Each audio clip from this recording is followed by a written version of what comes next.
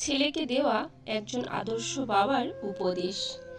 জুতো মেরামত বা রং করাতে চাইলে মেরামতকারীর সামনে পা বাড়িয়ে দিও না, বরং জুতোটা খুলে নিজে একবার মুছে দিও। কখনো কাউকে কাজের লোক বলে ডেকো না। মনে রেখো, তারাও কারোর না কারোর বাবা, মা, ভাই, বোন। তাদেরকে সম্মান দিয়ে ডেকো।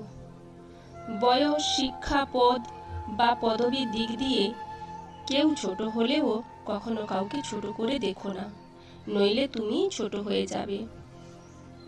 পড়াশোনা করে জীবনে উন্নতি করো, কিন্তু কারোর ঘাড়ে পা দিয়ে ওপরে ওঠার চেষ্টা করো না। কাউকে সাহায্য করে পেছনে ফিরে যেও না, কারণ কাউকে উপকার করে মনে রাখতে নেই। সব সময় পাওয়ার চেয়ে দেওয়ার চেষ্টা বেশি করো।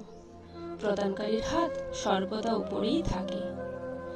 এমন কিছু করো না যার জন্য তোমার এবং তোমার পরিবারের ওপর আঙুল ওঠে।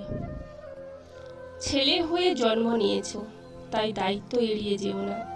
তোমার কি আছে তোমার গায়ে লেখা নেই, কিন্তু তোমার ব্যবহারে দেখা যাবে তোমার পরিবার কোথায় আছে। কখনো মায়ের কথা শুনে বউকে কিংবা বউয়ের কথা শুনে মাকে বিচারের কাঠগড়ায় দাঁড় করিও না। কাউকেই ফেলতে পারবে না, সবাইকে নিয়ে তোমাকে চলতে হবে। কারো বাসায় নিমন্ত্রণ খেতে গেলে বাসায় দুমুঠো ভাত খেয়ে যেও, কারণ অন্যের পাতিলের ভাতের আশায় থেকো না। কারো বাসায় খাওয়া নিয়ে কখনো সমালোচনা করো না। শ্বশুর কিংবা শাশুড়িকে এতটা সম্মান দিও যতটা সম্মান তোমার বাবা মাকে দাও। আর সব সময় ভদ্র ও নম্রভাবে চলো এবং কথা বলো, কিন্তু অন্যায়ের আপোষ করো না। তাই সব বাবা মাদের বলছি, সন্তানদের এই কথাগুলো শুনিয়ে রাখুন।